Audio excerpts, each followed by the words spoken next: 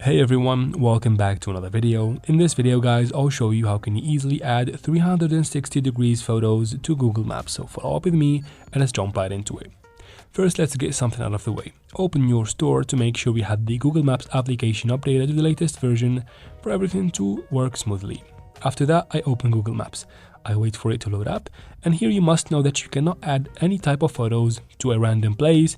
Let's say this place for an example. I cannot add normal photos or 360 degrees photos. But if you try to add them to this store like right here, I can tap on it, I can scroll up to find this photos category right next to menu. I tap on it, then I tap on add photo button. Wait for a couple of seconds for the app to load up my gallery.